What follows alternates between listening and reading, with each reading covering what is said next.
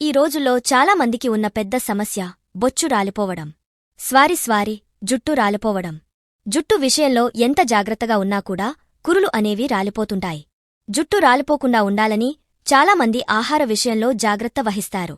అలాగే జుట్టుకి oils, shampoo వంటివి వాడేటప్పుడు కూడా కేర్ చూపిస్తారు. కానీ ఏ కాలంలో అయినా జుట్టు ఎక్కువగా రాలిపోవడం మాత్రం సహజం. అయితే అన్ని సీజన్లతో పోలిస్తే వర్షాకాలంలో ఎక్కువగా జుట్టు దెబ్బతింటుంది. వాతావరణం మారడం వల్ల తేమ ఎక్కువగా ఉంటుంది. దీంతో జుట్టు తొందరగా జిడ్డుగా మారుతుంది. సాధారణంగా జుట్టు అనేది రాలుతుంది. కాని వర్షాకాలంలో దీనికంటే మూడింతలు ఎక్కువగా రాలుతుంది. వర్షాకాలంలోని తేమ వల్ల జుట్టు కుదుళ్లు ఎక్కువ శాతం హైడ్రోజన్ గ్రహిస్తాయి. ఇది జుట్టు రాలిపోవడానికి కారణమవుతుంది. దీనివల్ల జుట్టు పలచగా మారుతుంది. అలాగే జుట్టులో చుండ్రు కూడా ఎక్కువగా ఏర్పడుతుంది. దీంతో జుట్టు తొందరగా దెబ్బతింటుంది. అందుకే వర్షాకాలంలో జుట్టు ఎక్కువగా రాలుతుంది. కాబట్టి వర్షాకాలంలో జుట్టు ఎక్కువగా జడ వేయకుండా వదలకూడదు. అలాగే ఎక్కువసార్లు తలస్నానం చేయకూడదు. అప్పుడే జుట్టు రాలే సమస్యను కొంతవరకు తగ్గించవచ్చు.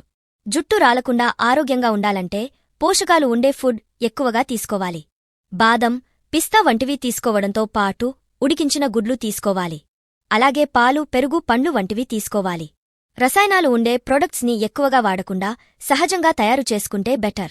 మెంతులు, మందార ఆకు వంటి వాటితో ప్యాక్ చేసుకుని తలకు అప్లై చేయాలి. ఇలాంటివి చేస్తూ ఉంటే జుట్టు బలంగా తయారవుతుంది. కొత్త ఆయిల్స్ వాడకుండా ఇంట్లోనే సహజంగా ప్రిపేర్ చేసుకుంటే జుట్టు ఆరోగ్యంగా ఉంటుంది. కొబ్బరి నూనె, ఆముదం, బాదం వంటివి జుట్టు రాలిపోవడం తగ్గించడంతో పాటు తొందరగా పెరిగేలా చేస్తాయి. అయినా ఈ రోజుల్లో ఎవరు తలకి ఆయిల్ అప్లై చేస్తున్నారు? కనీసం వారానికి 3 రోజులు అయినా జుట్టుకి ఆయిల్ అప్లై చేసి మర్దన చేయాలి. లేకపోతే జుట్టు తొందరగా రాలిపోతుంది. జుట్టుకి ఆయిల్ రాయకుండా డైలీ వదిలేస్తే కురుల చివరలు పగుళ్లు వస్తాయి. ఇవి పగుళ్లు రాకుండా ఉండాలంటే పెరుగు, నిమ్మకాయ కలిపి జుట్టుకి అప్లై చేయాలి. అప్పుడే జుట్టు పగుళ్లు తగ్గి బలంగా ఉంటుంది. అలాగే ఎలాంటి ఒత్తిడి లేకుండా సంతోషంగా ఉండాలి.